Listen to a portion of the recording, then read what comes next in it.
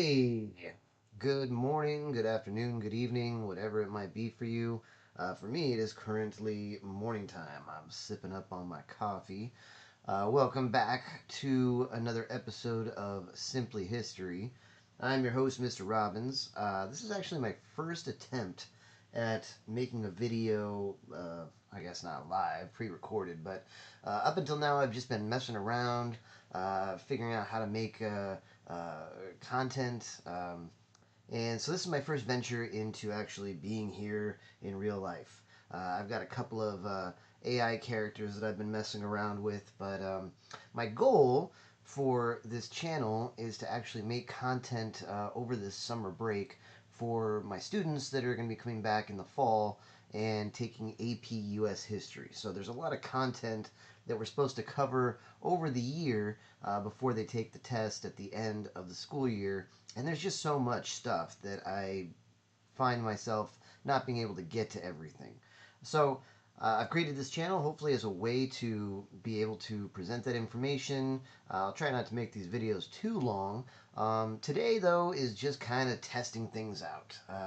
I've noticed also that during the school year when I am teaching classes, a lot of my students want to know what's going on in the world. What are the current events? What are the political situations? So I thought I'd maybe start off the videos with a little bit of information, economic, political, what's going on in the world. So that's kind of my idea. We'll see how it works going forward.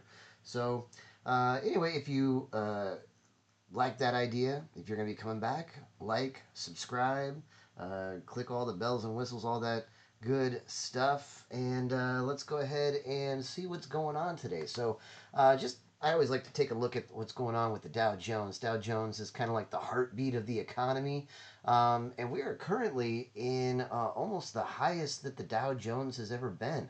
Dow Jones is a collection of the top most performing and most important companies in America. So if they're doing good, then America, you could say, at least economically, we're doing good. But it seems that in this day and age, that doesn't always make sense. It doesn't always equal that. But going all the way back, you can see that we are at the highest. Right here is where we are today.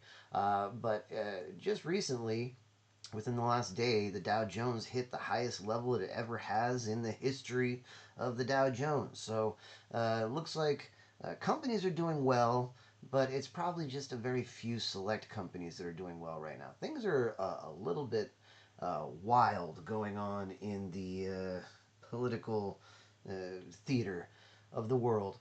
You know me, and if you don't know me, you will. I'm also a big fan of Bitcoin. Bitcoin is not doing well. It is sitting at, it's not the lowest level it's ever been, but a cycle low. There's this theory that Bitcoin goes through a 4 year cycle with the way that it works. Maybe that'll be a lesson for another day. But currently, it is at one of the lowest points in this cycle, sitting at around $59,000. So, I always think it's a good opportunity to buy, but that's just me. So let's see what's going on in the world today. The biggest things that you may have been hearing about is the situation with Iran and the United States. If you've been following this, it's been going on for months. I remember my students and I talking about this.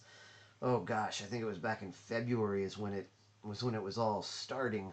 The rumblings of positioning of United States military ships near Iran. So we were told that it would take, a month, a few weeks, and our goals would be accomplished in the region. What were our goals? Our goals have kind of been mixed over the last 6 months, but at the time, it was all about not letting Iran attain nuclear weapons. This has also been something that has been talked about since I was a kid. Iran uh, attaining nuclear weapons, being a threat in the region, which historically, going back, they don't get along with their neighbors, right? If you remember, if you took my modern world history class last year, or in any years, you'll remember that there is a rift within Islam, the Sunni and the Shia, two different versions of Islam that have historically not gotten along. Most of the Middle East practices the Sunni version of Islam, and Iran is pretty much the only major country that practices Shia. So just by that very nature, they don't get along. Then you've also got cultural differences, just personal, economic differences and tit for tat back and forth over 1,000 years, right? So the region has always been pretty tumultuous, but certainly hasn't helped since World War One with the West getting involved. So anyway, since I've been a kid, Israel has also been a big proponent of taking out Iran, or at least limiting their military capabilities in the region. And it all comes down to nuclear weapons. Anyway, we were told it would take a couple of weeks. It has now dragged on for 6 months. Generally, according to the Constitution, the president is not able to declare war, and I guess we haven't officially declared war. Congress doesn't seem to be interested in taking up any kind of restrictions on military power, and it kind of seems at this point, if they did, whatever they passed would be vetoed by the president. So, over the weekend, there was strong talk from our president again.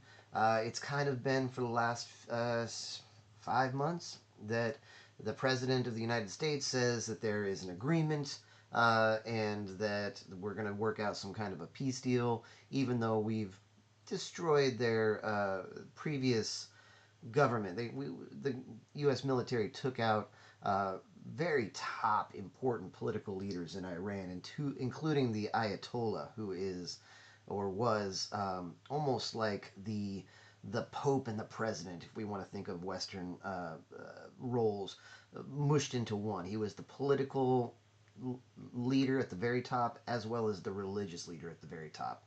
And America took him out. His son has since replaced him. Probably doesn't have a whole lot of good feelings towards America after that. Um, so we're supposedly back and forth. There's this place called the Strait of Hormuz. This is where a lot of oil comes in. In fact, we gotta pull up a map here. A lot of oil goes out into the region from the Strait of Hormuz, and because Iran controls that area, they're able to close that waterway. So let's see if we can find it up in here. This is a terrible map, but just for the sake of time, just a reminder: I'm not a professional podcaster here. I'm still learning on the go. So we can find. Well, this is good enough.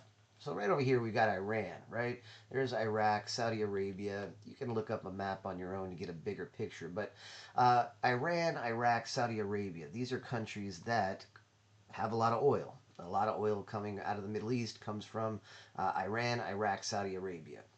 Ships from all over the world come into the Persian Gulf. They load up on their oil, and then they go out through this little tiny waterway right here. Uh, Qatar, I believe, is the country right here, a little tiny Arab country.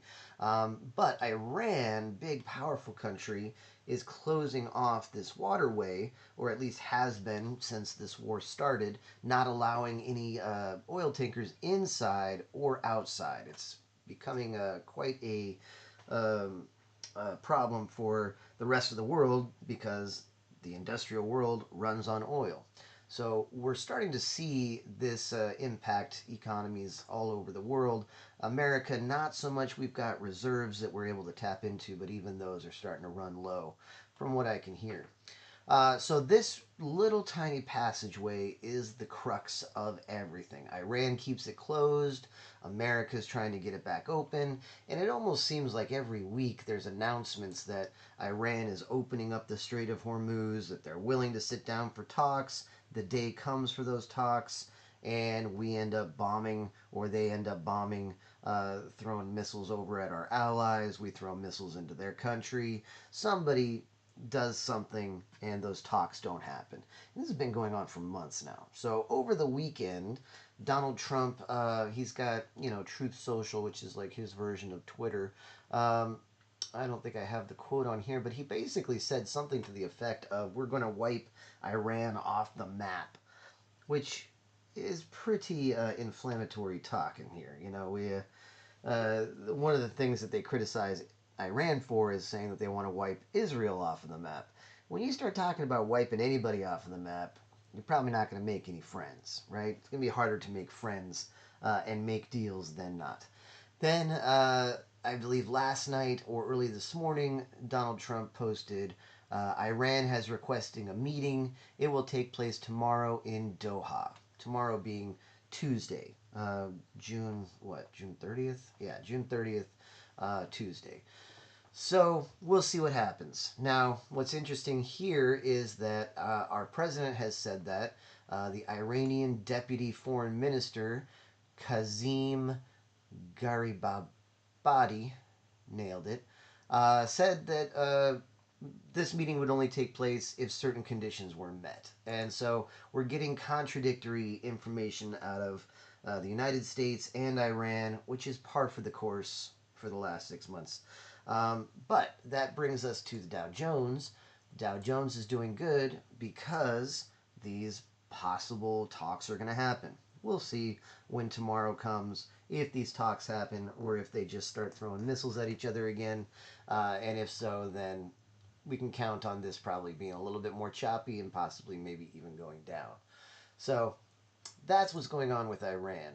Another situation that we've been talking about with my students is what's going on in Russia, between Ukraine and Russia. This has been going on for 4 years or so since the Biden administration.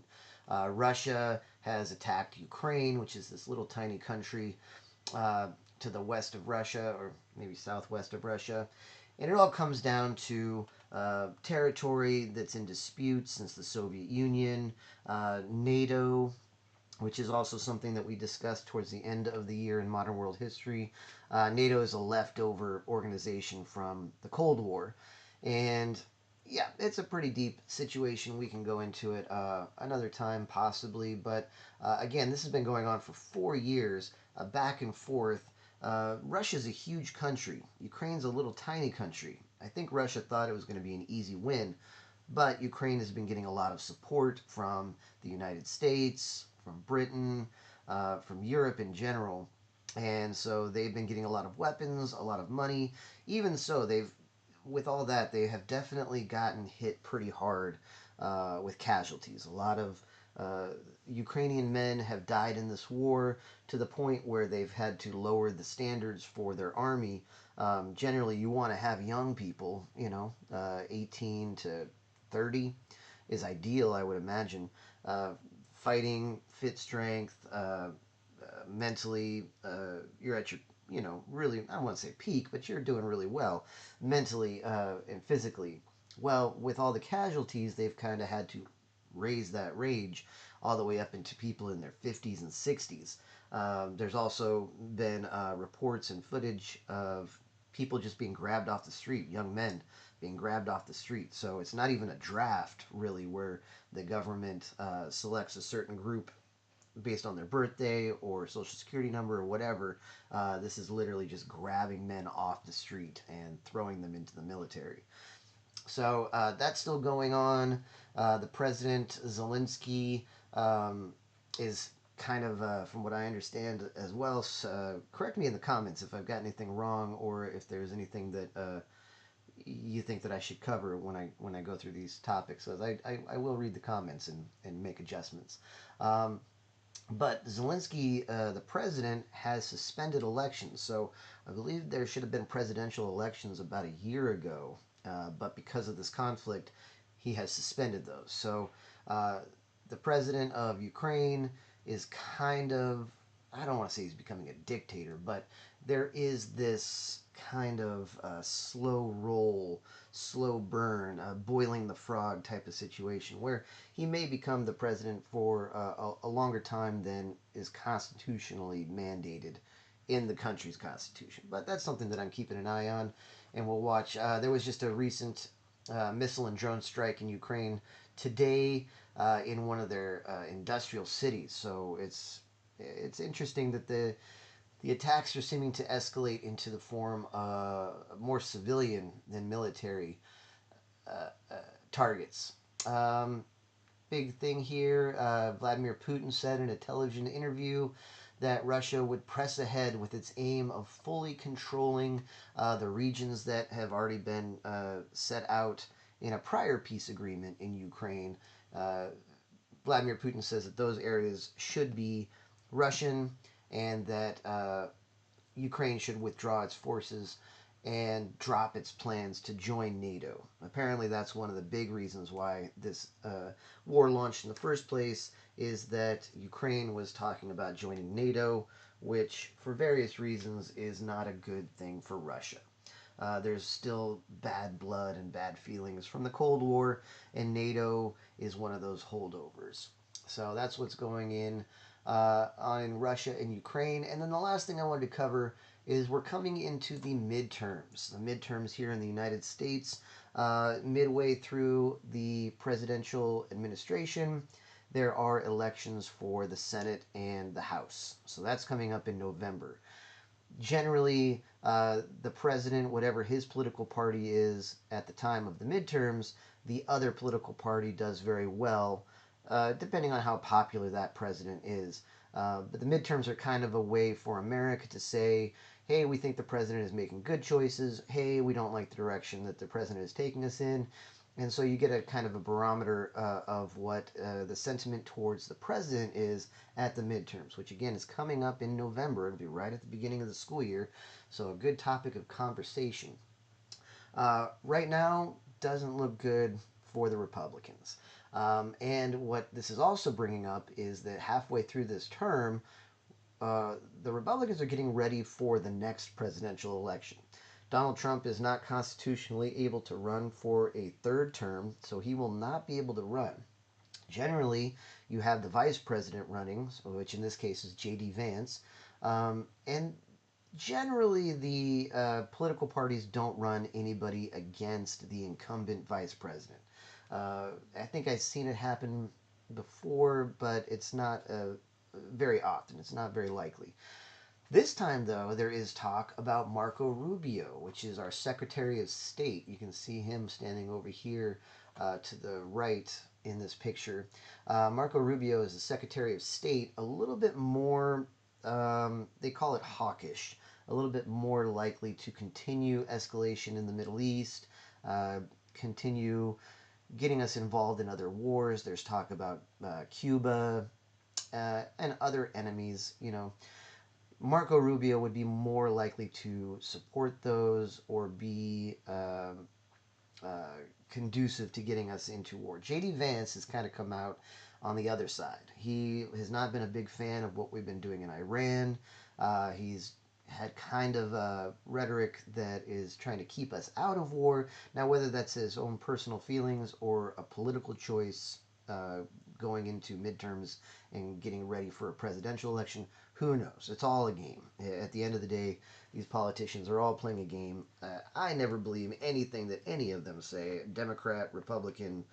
They're all just trying to get your vote. And when they get into those positions of power, generally all the things that they promised go right out the window. However, I do like following it. It's almost like following a sports game or something. I'm not a big sports guy. So that'll be something interesting to watch, this competition possibly between J.D. Vance, the vice president, and Marco Rubio, the secretary of state. As we are going into the midterms, they'll get a kind of a feeling of where Americans are in regards to the economy, military conflicts, and that like. And so they can kind of start playing their base, setting up their campaign agendas. That'll be interesting to watch. Okay, and I think with that, I'm going to leave it there. Again, this was just kind of a test, just to see if I've got the proper equipment, if I know what I'm doing, if this thing turns out good.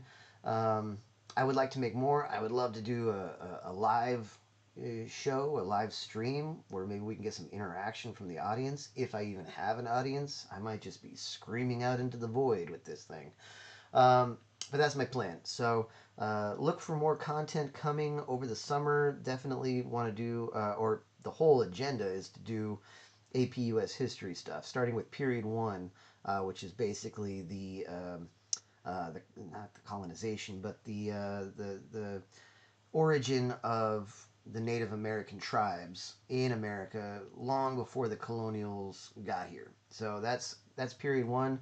Um, I'll have some information, some data, uh, PowerPoints. I don't know. I'm gonna try to get as much good information as I can to share with you. And yeah, again, questions, comments, leave them in the comments section. Like and subscribe. And I hope everybody is enjoying their summer break. And I will talk to you all later.